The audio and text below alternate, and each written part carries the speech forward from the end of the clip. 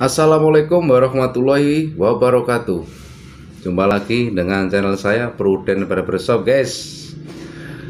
Kali ini saya akan memberikan tips atau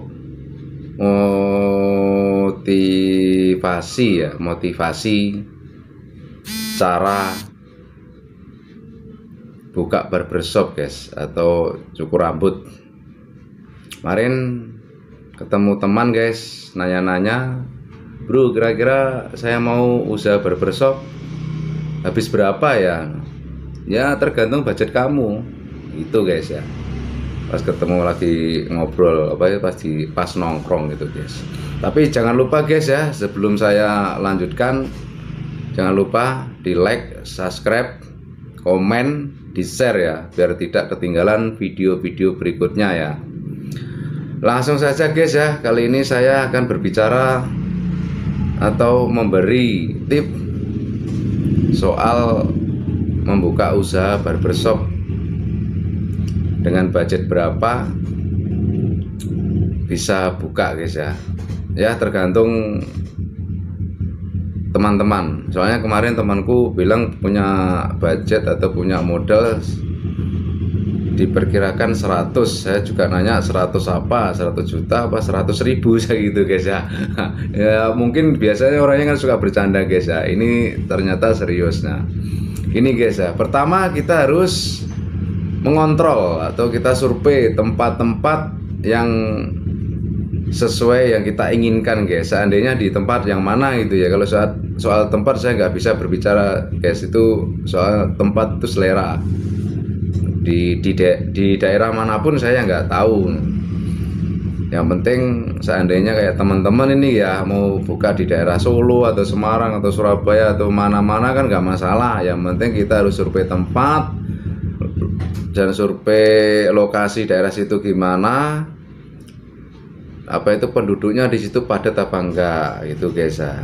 Nah apa di situ tuh banyak perumahan atau perkampungan. Nah itu, guys. Asalkan kita buka barbershop itu jangan terlalu di pinggiran gitu, guys ya. Contohnya kayak di daerah mana itu terlalu pinggir ya nggak ada yang minat, guys ya, gitu loh. Tapi ya namanya juga orang itu ya mempunyai rezeki masing-masing, guys ya. Ya kita tetap berusaha berdoa, guys ya. Oke, selanjutnya gini, guys. Setelah kita sudah survei tempat di daerah situ emang udah oke, barulah kita mencari tempat atau mencari kontrakan. Kalau kita mempunyai uang lebih ya nggak masalah kita beli tempat situ. Tapi kalau kita budget kita ya budgetnya ya cuman sedikit, pas-pasan, ya nggak masalah kita ngontrak. Kira-kira ngambil berapa tahun, 1 tahun 2 tahun ya tergantung harganya, guys ya. Soal ukuran tempat gede besarnya nggak masalah, guys. Terserah mau milih yang gede atau yang kecil, itu tergantung budgetnya juga ya, budgetnya modal berapa. Tapi jangan lupa, guys ya, tetap kita mencari tempat yang parkirnya lumayan lumayan luas lah ya. Tergantung tempat itu juga. Teman kecil mau minta parkiran luas nggak bisa gitu, guys ya. Ya ukuran sedang aja lah, guys ya. Penting parkiran nyaman dan tempatnya nyaman, yang buat menunggu, guys ya, buat menunggu pas di saat kita rame itu, guys ya. Itu. Dan selanjutnya, guys ya, setelah sudah kita mengontrol di situ udah cocok, udah oke, tempatnya kok strategis banget, barulah kita kalau sudah mendapatkan kontrakan yang pas dan cocok, ya udah kita kontrak. Setelah kita kontrak, setelah itu barulah kita konsep. Nah, mau konsep gimana itu kan terserah. Yang namanya konsep itu selera, guys. Kalau teman saya gini ya konsepnya gini ya biasalah. Cuma kan yang penting selera, guys ya. Mau di wallpaper atau apa, mau dicat atau apa, terserah.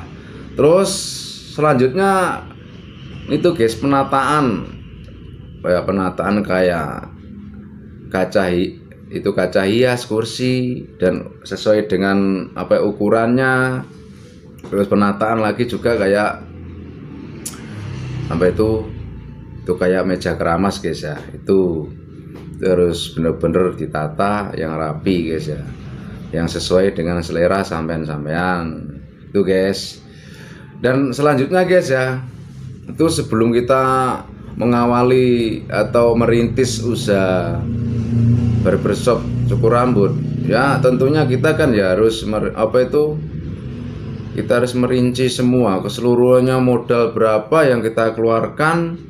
Setelah itu kita rinci, kita mau beli apa, beli kursi, terus alat-alatnya cukur dan lain-lain lah yang kita butuhkan. Kita itu harus ngerinci dulu guys, sesuaikan dengan keadaan, dengan budget kita guys, itu loh. Jangan asal kita punya uang langsung itu enggak ya. Kita ya kalau memang modal kita pas-pasan dengan budget 100 juta, tempat kalau di daerah mana itu kadang-kadang setiap daerah itu ya beda-beda juga harganya itu loh guys. Kalau di tengah kota biasanya ya agak lumayan mahal juga sih per tahunnya gitu guys ya. Itu guys. Dan setelah itu kita merinci alat-alatnya semua habis berapa ya, kita tetap kita kumpulkan itu loh guys, kumpulkan. Setelah kita kumpulkan, wah habisnya segini kan kita tahu gitu kan. Dan setelah itu sudah ditata rapi semua, kita sudah mulai merintis. Nah ini kuncinya, kita usaha dengan modal yang enggak terlalu banyak, yang enggak terlalu dikit guys ya, sedang guys ya. Nah setelah itu bagaimana cara mendapatkan customer? Nah, yang namanya memperintis kadang susah guys ya, mencari customer, mencari tamu itu memang susah ya. Kita harus pakai dengan cara sekarang guys, medsos, media sosial. Tapi jangan lupa brosur, kasih brosur supaya apa? Bisa memperkenalkan nama usaha kita. Seandainya pakai barber apa titik-titik terserah itu loh guys ya. Setelah kita membuang brosur dan kita mempromokan di medsos, media sosial ya, pelayanan guys ya, pelayanan dan orang itu bisa puas. Nah kalau dengan hasil memuaskan kan orang itu pasti balik guys ya, nggak mungkin orang itu mau nggak balik, nggak pasti balik, soalnya pelayanan sampean oke. Terus kita juga harus penampilan ya, kalau tukang cukur ya biasa-biasa aja ya. Kalau mau lebih setil ya nggak masalah, lebih boys nggak masalah. Yang penting kita itu pelayanan, orang itu bisa puas. Nah tapi kalau kita mau promo itu guys, promo lagi, jangan lupa kita kasih kartu gratis 10 kali gratis 1 atau 5 kali gratis 1. Kita stempel. Nah sesuai stempel itu harus ada di belakang itu kartu itu guys ya, itu dikasih kayak bulat-bulat berapa 10, nah itu di stempelnya itu kasih nama barber kita, yang barber sampean itu loh, namanya barber apa terserah. Setelah itu ya, setelah kita sudah mendapatkan customer, kita layani dengan dengan hati guys ya, dengan hati ya. Kita harus bisa mencocokkan wajah orang itu gimana, mau potong model apa kita harus tahu, dan kita pun harus belajar dari orang-orang yang sudah mempunyai usaha seperti itu guys gitu loh. Kita harus mencari tahu lah gimana kalau kita itu mau usaha tanpa kita belajar dulu ya, tanpa belajar dari orang-orang tersebut ya susah juga guys gitu loh ya. Asal punya uang buka ya, kita juga nanti ujung-ujungnya ya hancur gitu loh guys. Makanya kita harus belajar sistem atau gimana cara konsepnya gimana, itu ya harus tahu gitu guys, rinciannya gimana itu loh guys ya. Hanya sebelum kita mempunyai barbershop ya kita harus belajar sesuai dengan konsep barbershop itu loh guys ya. Tempat itu ya harus kita sesuaikan. Tempatmu apa, premium atau biasa atau orderan itu guys. Kalau premium ya paling enggak ya kita sesuaikan dengan harga premium. Tempat pun harus kita sesuaikan gitu loh. Nah tapi kalau harga biasa ya nggak masalah, yang penting orang itu nyaman. Gimana supaya orang itu tidak kepanasan ya, kita kasih AC itu loh guys ya. Ya sesuaikanlah dengan harga itu guys. Nah Dan setelah itu guys, tamu yang kita pegang itu ya biar lebih nyaman lagi. Habis kita cukur, habis kita potong, ya kita tanya, Pak, mau mau dipijit? Ya pijit punggung Pak, ini nggak masalah kepala. Nggak masalah, itu lebih bagus karena apa? Lebih fresh, ya, biar orang itu lebih enak itu guys. Wah, habis dipotong diem gini kan tegang.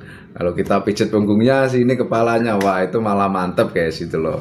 Ya itulah namanya untuk memancing orang seperti itu. Kalau soal potong ya harus sesuaikan lah keinginan orang itu, biar orang itu puas, biar orang itu cocok, biar customer kita itu seneng balik lagi gitu loh guys, biar balik gitu loh guys ya.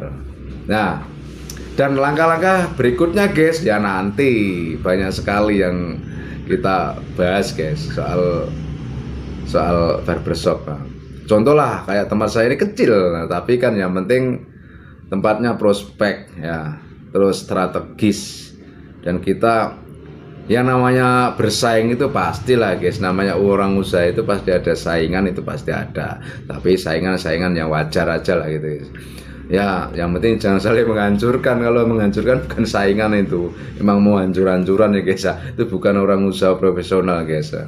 Yang namanya hidup itu pasti bersaing. Ya tetap kita lah berjuang, berdoa itulah, tetap berusaha itu loh guys ya. Pesan saya seperti itu.